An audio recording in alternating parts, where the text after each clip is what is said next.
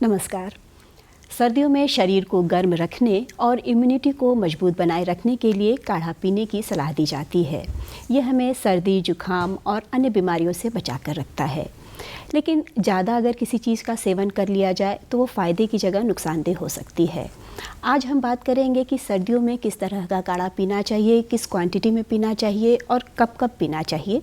आज इसी विषय पर बातचीत करने के लिए हमारे साथ हैं आहार विशेषज्ञ डॉक्टर रेखा गुप्ता जी।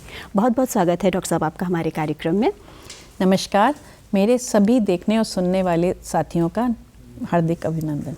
डॉक्टर साहब, जैसा कि आज हमारा टॉपिक है सर्दियों में काढ़ा किस तरह से पीना चाहिए, कैसे पीना चाहिए, तो सबसे पहले हम आपसे जानना चाहते हैं कि ये काढ़ा है क्या? ये काढ़ा जो है कि अमूल्य हमारे लिए पारंपरिक विधि है जो कि हम लोगों को सेहतमंद रखती है जी। इसमें।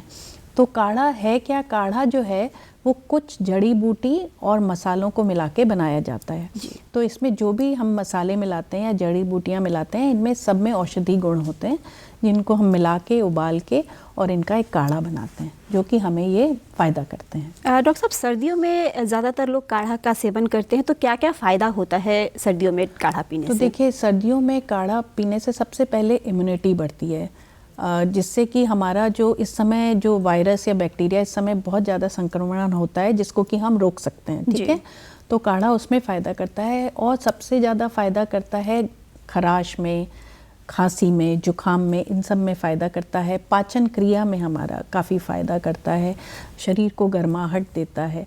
तो इन सब चीज़ों में काढ़े का काफ़ी, और जोड़ों में दर्द रहता है। जो सर्दियों में पाचन क्रिया कम की जो प्रक्रिया वो धीमी हो जाती है, तो इसमें भी फ़ायदा करता है। जोड़ों में भी जो दर्द रहने लगता है जाड़ों में, ये इसमें भी फ़ायदा करता है। अच्छा, काढ़ा पीने से जो जोड़ों में दर्द हो तो उसमें भी फ़ायदा होता है।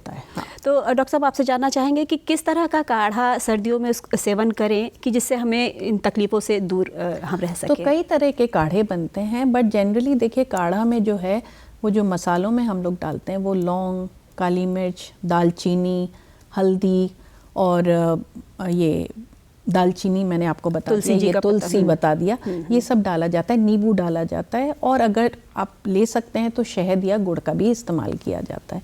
इन सबको मिला के उबाल के काढ़ा बनाया जाता है। डॉक्टर साहब, आंवले का भी क्या इस्तेमाल कर सकते हैं सर्दियों में? हाँ, आंवले का इस्तेमाल कर सकते हैं, बट आंवला आप अलग से खा सकते हैं, मतलब उसको आप इस काढ़े में मिला के नहीं खा सकते क्योंकि हर चीज़ का अलग अलग कॉम्बिनेशन होता है। तो आप हर चीज़ को एक साथ मिला के आप इस तरह से लेंगे तो फिर वो फ़ायदा नहीं करेगी।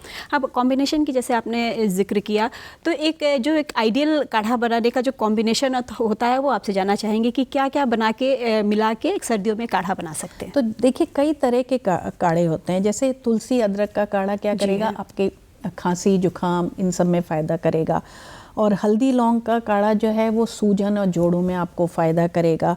मुलैठी काली मिर्च का जो है वो खांसी ऑफ कोर्स उसमें राहत देगा।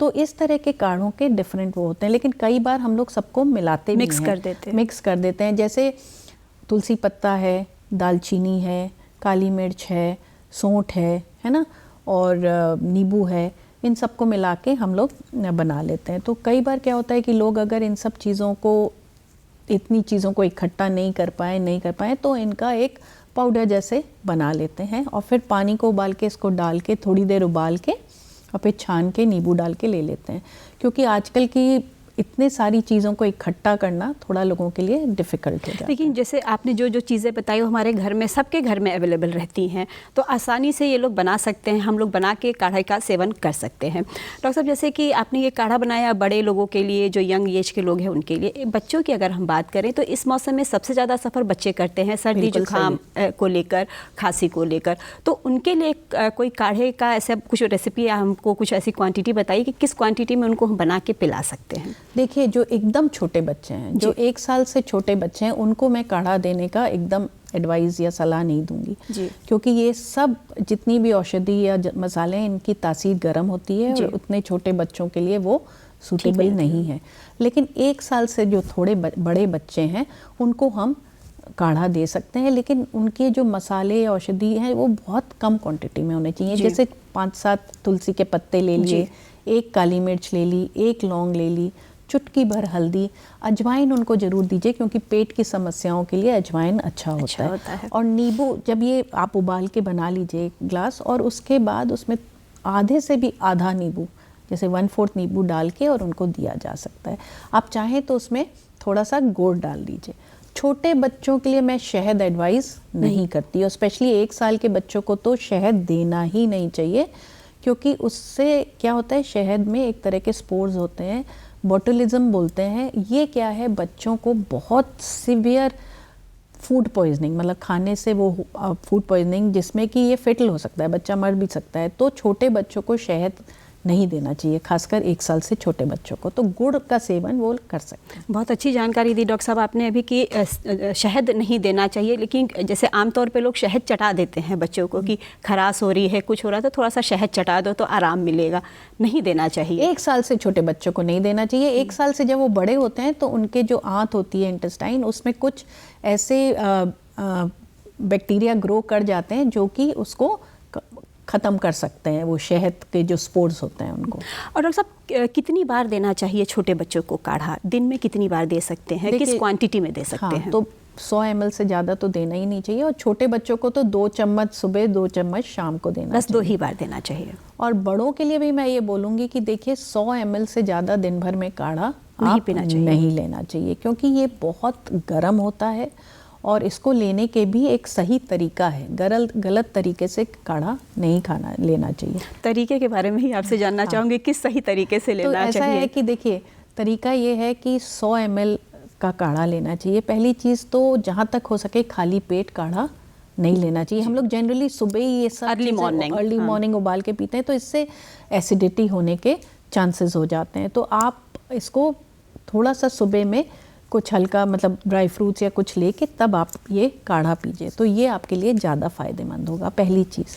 दूसरा ये है कि इसको बहुत ज़्यादा उबालना नहीं चाहिए। उससे क्या होता है कि जो भी औषधि और जो मसाले हैं वो इतने ज़्यादा कंसंट्रेट हो जाते हैं कि उनका जो फ़ायदा है वो ख़त्म हो जाता है जी। ठीक है। और दिन में 1-2 बार से ज़्यादा नहीं लेना चाहिए, क्योंकि ज़्यादा पीने से क्या होता है, मैं नुकसान भी बता देती हूँ। जो लोग बहुत ज़्यादा, कोरोना काल में लोगों ने पिया, दिन भर पिया, कि उनको लगता था कि काढ़ा पीने से इम्यूनिटी बहुत ज़्यादा बढ़ जाती है। तो उससे क्या हुआ कि उनके पेट में अल्सर हो गए, मुंह में छाले हो गए, और उनकी बॉडी को बहुत ज़्यादा हार्म। तो ये अगर बहुत ज़्यादा सब चीज़ मिला के हम काढ़ा ले रहे हैं, तो मैं ये बोलूँगी कि आप अगर चाहें तो उसको अल्टरनेट डे लीजिए, रोज़ में ना लेके अल्टरनेट डे लें। और अगर आप उसमें शहद डाल रहे हैं तो देखिए, शहद को कभी भी गर्म नहीं करना चाहिए। अच्छा। जहाँ आपने शहद को गर्म किया, उसका जितना गुण है वो सब खत्म हो जाता है। तो आप काढ़े को छान के उसके बाद उसमें शहद या गुड़ डालिए।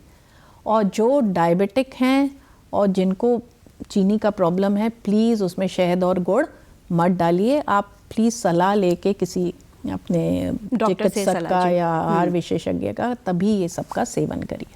डॉक्टर साहब, जैसे गर्भवती महिलाएं हैं, ठंड के दिनों में उनको भी बहुत सी प्रॉब्लम शुरू हो जाती है, तो क्या गर्भवती महिलाएं भी इस तरह का जो घरेलू काढ़ा है वो पी सकती हैं? नहीं, मैं इसके लिए एडवाइस नहीं करूँगी। और ख़ासकर हल्दी और पानी का तो सेवन एकदम ही नहीं करना चाहिए। और ख़ासकर पहले 3 महीनों में अगर आप गर्म पानी और हल्दी लेते हैं तो कई बार उससे आपका अबॉर्शन हो जाता है, गर्भपात हो जाता है। तो ये सब चीज़ें जहाँ तक हो सके आप इसका सेवन मत करिए। जैसे गर्भावस्था में बहुत बार कॉन्स्टिपेशन की प्रॉब्लम आ जाती है, तो लोग कुछ भी पानी जैसे गर्म करके जीरा पानी पी लिया, कुछ ऐसे पानी पी लिया, तो ये सब चीज़ें अवॉइड करनी चाहिए। बिल्कुल अवॉइड करनी चाहिए। आप जो भी है, कोई भी दवाई या कोई भी इस टाइप का शुरू करें, आपको अपने चिकित्सक से पूछ के ही शुरू करना चाहिए, क्योंकि कौन सी चीज़ आपके बच्चे को क्या हार्म करेगी ये पता नहीं चलता है। डॉक्टर साहब, काढ़ा बनाते समय किन किन बातों का ध्यान रखना चाहिए? देखिए, काढ़ा बनाते समय जैसे मैंने कहा, जैसे आप पहले पानी ले लीजिए जी। जैसे आप 2 कप पानी ले लिया, उसमें आपने जो भी आपके हैं मसाले और हर्ब्स, उनको आप डाल के उबालिए जी। और बहुत ज़्यादा मत उबालिए, आप जनरली आधा मत करिए, 3/4 कर लीजिए। उसके बाद छान के उसमें नींबू डाल के, या फिर उसके बाद शहद या गुड़ या कुछ भी नहीं डाल के, या ज़रा सा चुटकी भर नमक डाल के आप उसका सेवन करिए। जैसे सर्दियों में लोग पीना स्टार्ट करते हैं, तो आमतौर फिर आगे गर्मियाँ आ रही हैं तो भी 12 महीने पी रहे हैं तो कितने समय तक कंटिन्यू करना चाहिए अभी काढ़े को? अब जाड़ों में तो बहुत ही फायदेमंद है। या आपको कोई बीमारी, खांसी हो गई, बलगम हो गया, चेस्ट में कंजेशन है या जोड़ों में है, तो आप लगातार उसको ले सकते हैं। लेकिन अगर आप खाली इम्यूनिटी के लिए ले रहे हैं तो आप जाड़ों में तो इस्तेमाल करिए ही। और हम क्या करते हैं कि फिर गर्मियों में इसमें ही कुछ ठंडे तासीर की चीज़ें डाल। तो कोई भी चीज़ का अगर हम सेवन करते हैं और सही क्वांटिटी में करते हैं, चाहे काढ़ा हो चाहे कोई और भी चीज़ हो, अगर हम सही क्वांटिटी में और सही समय पर सही टाइम से लें तो हमें फ़ायदा ही करेगा, नुकसान नहीं करेगी वो चीज़। बिल्कुल, काढ़ा तो एक अमूल्य हम लोग का पारंपरिक जो हम लोग को मिला है, तो इससे अच्छी चीज़ तो हो ही नहीं सकती है। पहले में दादी नानी लोग यही चीज़ें बना के हम लोग को ठीक रखते और सबसे अहम बात कि काढ़ा खाली पेट नहीं पीना चाहिए कभी भी, वो नुकसानदेह होता है। ये तो मेरे हिसाब से तो कभी भी खाली पेट नहीं पीना कुछ भी अगर अर्ली मॉर्निंग आप काढ़ा ले रहे हैं तो उसके साथ थोड़े से नट्स या कुछ भी ले सकते हैं। उसके साथ ही आप काढ़े का सेवन करें तो फायदेमंद होता है। तो काढ़ा जो है वो बहुत फ़ायदेमंद है, लेकिन यही है कि अगर इसको सही प्रॉपर तरीके से नहीं यूज़ किया तो फिर आपको ये नुकसान दे सकता है। इतनी अच्छी जानकारी आपने दी हमारे दर्शकों को, इसके लिए आपका बहुत बहुत धन्यवाद।